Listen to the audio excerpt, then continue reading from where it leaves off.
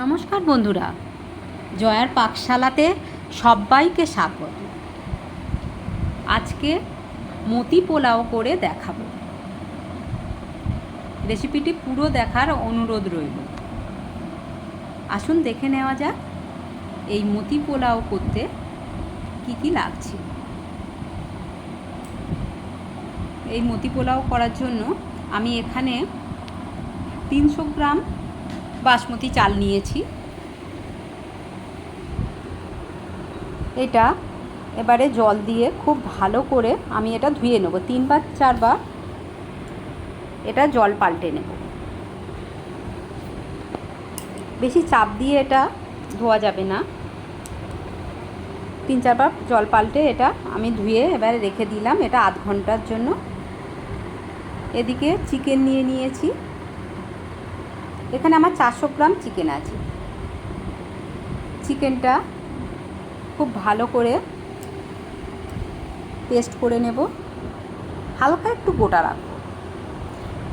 চিকেনটা পেস্ট করা হয়ে গেছে। এই পেস্টের মধ্যে কিছু মশলা দেবো এবারে। এর মধ্যে লঙ্কা ভালো করে গ্রাইন্ড করে নিয়েছি, কাঁচা লঙ্কা, সেইটা দিয়ে দিলাম।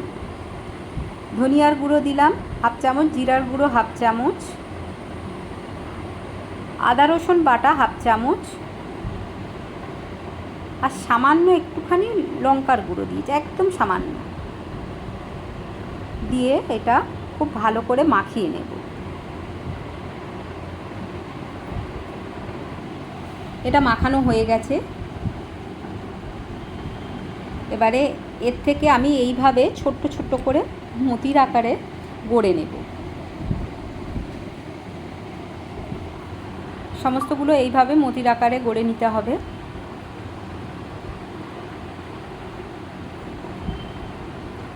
খুব ভালো করে এগুলো গোল করে নিচ্ছি। আপনারা যদি মাপ না পান তাহলে ছোট্ট মেজারিং যে স্পুন পাওয়া যায় সেইটা দিয়ে আপনারাও এটা করতে পারেন। এবারে একটা কড়াই বসিয়ে নিয়েছি, এর মধ্যে আমি 1 লিটার জল দিয়ে দিচ্ছি। এবারে এই যে মশলা, তেজপাতা, ধনিয়া, মৌরি, জিরা, গরম মশলা আর জয়িত্রী, এইটা দিয়ে দিচ্ছি।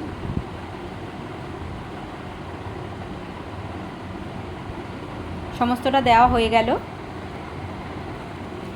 এবারে কিছু চিকেন, আমার যে চিকেনগুলো রেখেছিলাম তার মধ্যে কিছু উইথ বোন ছিল, কিছু বোনলেস ছিল। সেই যেগুলো উইথ বোন ছিল সেইগুলো আমি বোনলেস করে কেটে নিয়েছি।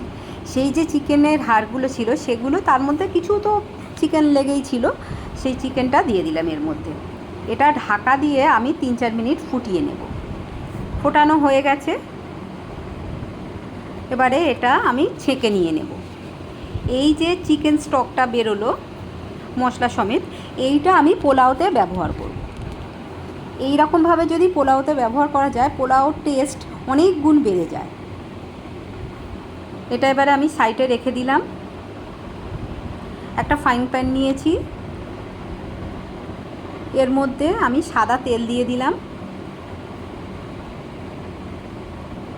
একটা মিডিয়াম সাইজের পেঁয়াজ আমি কুচিয়ে রেখেছি, সেটা দিয়ে দিলাম।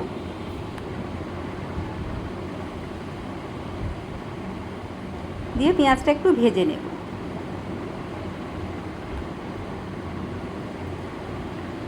পেঁয়াজটা ভাজা হয়ে গেছে, গোল্ডেন কালার হয়ে গেছে। এবারে এর মধ্যে আমি কিছু গোটা মশলা দিচ্ছি।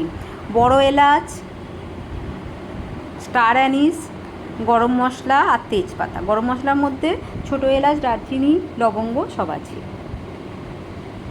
1/2 চামচ আদা রসুনের পেস্ট দিলাম। আদা রসুনের গন্ধটা একটু না যাওয়া পর্যন্ত একটু ভেজে নিয়েছি। এবারে যে মতিগুলো করে রেখেছিলাম সেগুলো এর মধ্যে দিয়ে দিলাম। মতিগুলো আপনারা আলাদা তেলে ভেজে নিতে পারেন, কিন্তু এইভাবে যদি ভেজে নেওয়া যায় তাহলে এই যে মশলার ফ্লেভারগুলো সমস্ত মতির মধ্যে চলে যায়, তখন খেতে অনেক বেশি ভালো লাগে। ধনিয়ার গুঁড়ো 1/2 চামচ আর জিরের গুঁড়ো 1 চামচ দিলাম। লাল লঙ্কার গুঁড়ো হাফ চামচ দিয়েছি। সাইড করে নিয়ে আমি 1 টেবিল চামচ ঘি দিয়ে দিলাম। এবারে যে চালটা আমি ভিজিয়ে রেখেছিলাম সেটা জল ঝাড়াতে দিয়েছিলাম, সেই চালটা দিয়ে দিলাম। দিয়ে ভালো করে 3-4 মিনিট আমি ভেজে নিয়েছি। এইভাবে ভেজে করলে খুব সুন্দর পোলাওটা ঝরঝরে হয়। এবারে চালটা এক সাইড করে মতিগুলো এই দিকে রেখে এর ওপরে আমি 1 চামচ টক দই দিয়েছি। টক দইয়ের খুব সুন্দর একটা ফ্লেভার এর মধ্যে চলে যাবে। এটা মোট আমি 4 মিনিট ধরে আমি ভেজে নিয়েছি। তারপর চিকেন স্টকটা আমি দিয়ে দিলাম। আমার এখানে 300 গ্রাম চাল আছে, আমার এখানে 600 জল দিতে হবে। নুন দিয়ে দিলাম 1 চামচ। এটা ফুটতে শুরু করেছে। এবারে ঢাকা দিয়ে হাই ফ্লেমে আমি এটা 3 মিনিট হতে দেব। যখন জলটা প্রায় শুকিয়েই যাবে, অল্প জল থাকবে, সেই সময় এই ঢাকনাটা আমি খুলে নিলাম। জলটা ম্যাক্সিমামই শুকিয়ে গেছে, আর অল্প একটু আছে। ভালো করে ঘেঁটে দিয়ে দিলাম।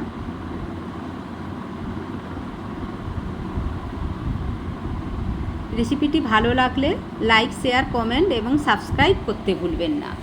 পাশে থাকা বেল আইকনটি প্রেস করে দেবেন, আমার নেক্সট ভিডিও নোটিফিকেশান আপনার কাছে পৌঁছে যাবে। একটা জায়ফল সামান্য একটু ক্রাশ করে দিলাম, আর 1 চামচ চিনি দিয়ে দিলাম। আপনারা যেমন মিষ্টি খান সেই অনুপাতে বাড়াতে কমাতে পারেন। ভালো করে ঘেঁটে দিয়ে এবারে একদম লো ফ্লেমে এটা আমি 4 মিনিটের জন্য দিয়ে দিলাম। ঢাকা দিয়ে দিলাম। 4 মিনিট হয়ে গেছে, ঢাকনাটা খুলে নিলাম। দেখুন কত সুন্দর ঝরঝরে হয়েছে।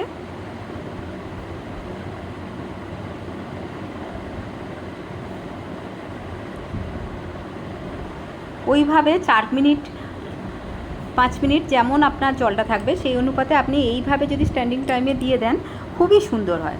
এবারে আমি ফ্লেমটা একদম অফ করে আরও 2 মিনিট রেখে দিয়েছিলাম।